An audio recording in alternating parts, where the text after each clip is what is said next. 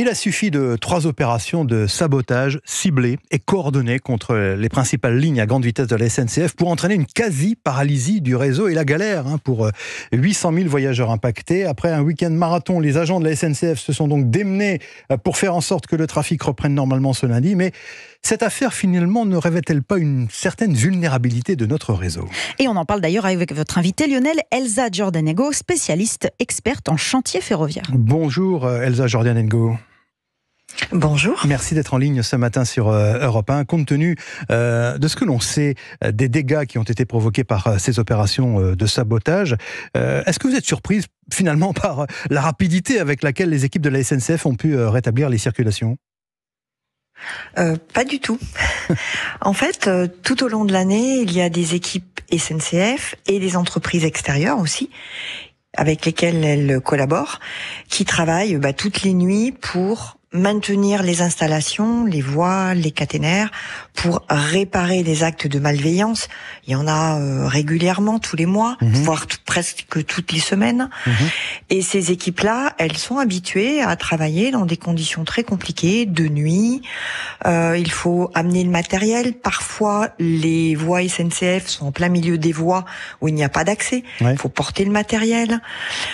Ce sont des équipes qui ont des hauts niveaux de technicité en matière de BTP, électricité, signalisation, alimentation électrique, et qui en plus ont vraiment l'habitude de travailler en milieu ferroviaire, qui est un milieu où en matière d'accidentologie, on n'a pas de coup d'essai. Et pourtant, les détériorations, le résultat de ces sabotages était quand même important. Les dégâts étaient importants, donc on aurait pu imaginer que ces réparations prennent du temps, beaucoup de temps.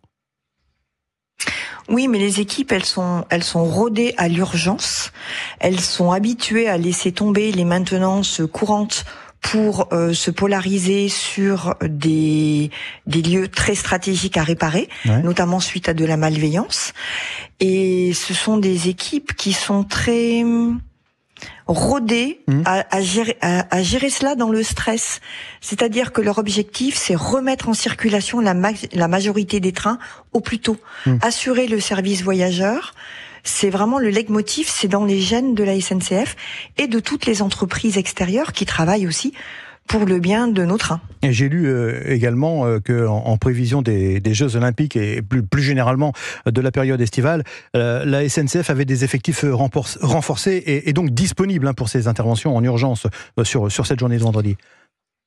Oui, tout à fait. La SNCF avait prévu déjà en 2023. Ils avaient fortement renforcé la sécurisation et la surveillance des infrastructures pour éviter ce genre de sabotage, d'attaque. D'actes de sabotage, c'est tout à fait. J'ai même du mal à en trouver mes mots tellement que ça me sidère. Depuis 2017 jusqu'en 2020, les actes étaient à peu près stables. 2021, il y avait eu beaucoup plus de malveillance. La SNCF avait très fortement renforcé ses effectifs, son matériel, ses actions sur 3 axes. Vigilance de tous, respect des règles de sécurité, parce que sécuriser un chantier, sécuriser des armoires électriques ou de signalisation, c'est très important pour la continuité de service. Et puis, protection des installations ferroviaires. Il y avait eu un énorme effort qui avait été fait parce qu'il y avait le mondial de rugby. Et donc là, on avait vu ensuite les actes de malveillance réussis fortement diminué. Mais est-ce que malgré tout, ça ne révèle pas une certaine vulnérabilité de notre réseau, cette attaque coordonnée, Elsa Giordanengo ? Alors, oui, tout à fait.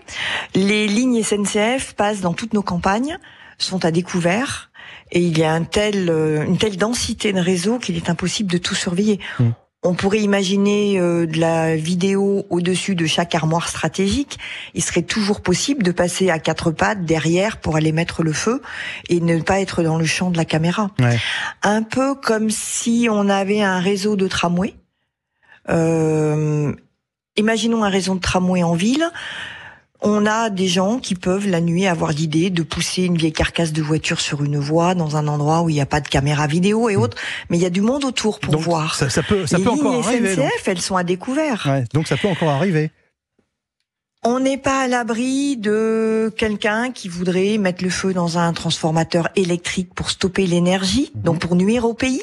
De la même façon, le ferroviaire faisant vraiment partie de notre culture et étant très étendu géographiquement, on est un des pays au monde qui a le meilleur réseau ferroviaire.